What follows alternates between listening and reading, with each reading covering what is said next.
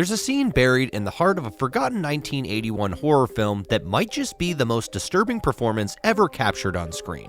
No jump scares, no CGI monsters, just one woman, a subway tunnel, and a descent into something so raw, so unfiltered that it still leaves audiences shaken decades later. In Possession, Isabelle Adjani doesn't act, she erupts. Her infamous subway breakdown is not just the climax of the characters unraveling, it's a visual and emotional assault, where grief, guilt, and something not quite human spill out onto the cold tiles. She screams, she convulses, she bleeds, she becomes something else. It's uncomfortable, hypnotic, and impossible to look away from. This isn't just a horror scene, it's a primal scream from the depths of psychological torment, a moment where art and madness blur, and once you see it, you'll never forget it. But why does this scene hit so hard? And what was Adjani channeling? And what secret, twisted vision was Andrzej Żuławski trying to communicate? Stay with me, we're going deep into the darkness behind one of cinema's most haunting performances. Possession.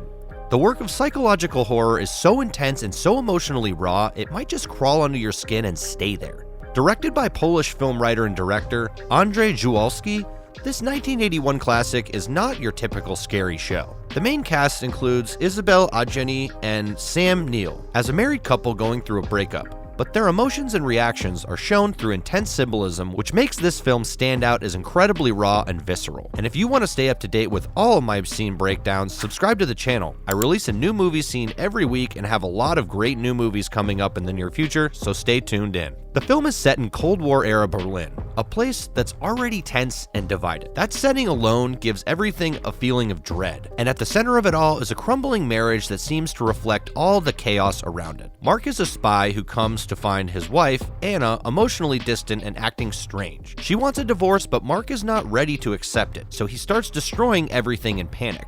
But the story quickly shifts into something way more disturbing. We're talking about possession.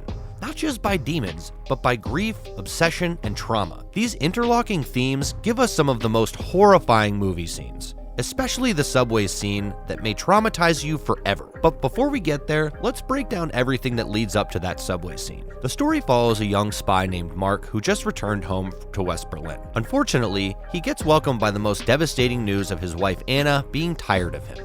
She wants a divorce as soon as possible, so Mark assumes that Anna is having an affair. However, her behavior becomes increasingly disturbing, so Mark prepares himself to end their relationship. He reluctantly turns over their apartment and custody of their son, Bob, to Anna, but the divorce is not as easy as it seems. After trying to use alcohol to deal with his breakup, Mark visits the apartment to find Bob alone and neglected. He makes this an excuse to give their relationship another chance, but Anna doesn't show any flexibility. She doesn't want to stay near Mark and leaves the house in the middle of the night. After a few hours, Mark receives a phone call from Anna's lover, Henrik, who proudly states that Anna is staying with him. This shatters Mark's ego and he refuses to accept that Anna left him for another man. The next day, he meets Bob's teacher, Helen, who surprisingly looks identical to Anna except for her personality and eye color. Mark gets more depressed and decides to go visit Henrik, but ends up getting beaten by him. Moreover, Henrik reveals that he never called Mark and Anna didn't visit him last night. He returns home in anger and tries to get the truth out by beating Anna. This is just the start of their toxic fights. The next day, they even end by harming themselves with an electric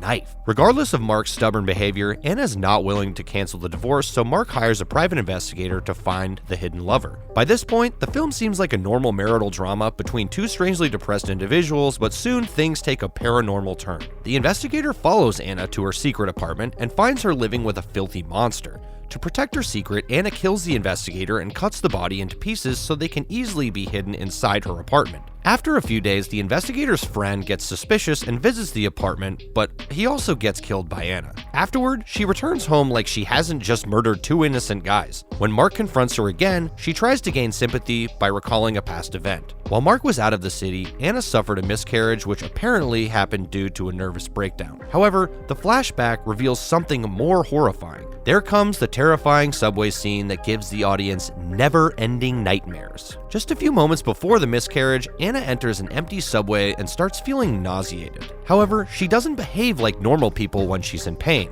Instead, she begins to fall apart physically, emotionally, and even mentally. At first, she just walks slowly, her movements uneasy and tense. But soon, everything spirals into chaos. She screams, thrashes around, and slams her body against the walls. Fluids similar to milk, blood, and more spill from her body in a horrifying display that seems to represent both miscarriage and a complete loss of control. It seems like Anna is possessed by a ghost, and the baby inside her is far beyond something human. The subway scene is disturbing, deeply emotional, and brutally honest in how it captures human suffering. The actress delivers one of the most powerful performances ever put on film. Her entire body seems to be taken over by something beyond control.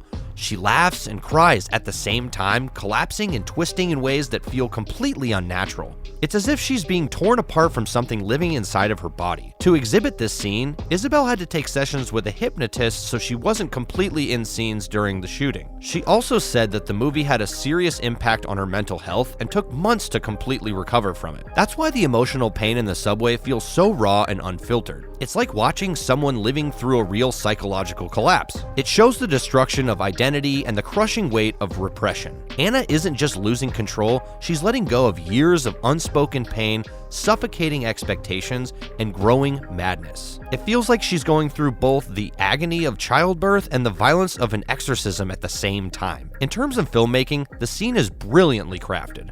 There's no music that guides the viewer's emotions, only the echo of Anna's screams, the low hum of fluorescent lights, and the steady drag of her bag across the floor. The camera doesn't flinch or turn away. It forces audiences to witness everything, just as Anna is forced to live through it. Over the years, the subway scene has been studied, referenced, and even parodied, but no one has ever truly recreated its intensity. Therefore, it stands as one of the most unforgettable breakdowns in cinematic history. After this moment in the film, the audience is left deeply unsettled and nothing feels safe or certain anymore. Henrik also grows curious about Anna's secret lover and visits her apartment but gets attacked by an insane woman. Luckily, he survives and calls Mark for help. Finally, Mark visits the secret apartment, but he doesn't find Anna or the monster. He goes to meet the injured Henrik and uses the chance to take his revenge. After murdering Henrik, Mark also makes it look like an accident and returns home. But he also burns down the secret apartment and believes his actions will turn everything normal again. At home, he finds the dead body of Anna's friend, but decides to hide it from the police. Anna has returned home as well and gets intimate with Mark. For a moment, it feels like their relationship is back on track, but the monster is still in their life. Mark eventually discovers Anna's romantic relationship with the monster and accepts his defeat. Henrik's mother is also looking for her son and commits suicide in front of Mark. Moreover, the police have finally started investigating these deaths. Scared of getting caught, Mark runs away and hides inside a building. There, he meets Anna and the monster, who has taken Mark's appearance. Mark tries to shoot the monster, but before he can, Anna and Mark both get shot by the police. They both fall down in each other's arms, but all of a sudden, Anna shoots herself to death. Seeing this, Mark jumps from the staircase and dies. The monster escapes and reaches Mark's house, where Helen is taking care of Bob. The kid begs Helen not to open the door, but when she doesn't listen, Bob drowns himself in the bathtub. The film ends with a close-up of Helen's face while sirens and planes sound can be heard in the background. For a moment, you may not understand what you just watched, but believe me, everything in this movie makes sense, including the weird acting of the cast and the filthy monster. Possession is more than just a horror film. It's a devastating look at the breakdowns of love and identity. The director wrote it during his own messy divorce, and the raw emotions bleed into every frame. It's a film about how people change and how relationships mutate. The theme of divorce runs throughout. Mark and Anna's relationship is toxic, but is also filled with pain, passion, and denial. They can't live with or without each other. Meanwhile, their innocent son Bob is caught in the middle. The acting may look unnatural because it symbolizes how Mark and Anna are feeling inside of themselves. Mark is a man consistently on edge but trying to maintain control, while Anna is fearless, heartbreaking, and horrifying. The monster represents her embarrassing desire for control and the love that she kept hiding inside of her that eventually came out. Meanwhile, the doppelgangers at the end idealized versions Mark and Anna wanted for themselves. In the last scenes,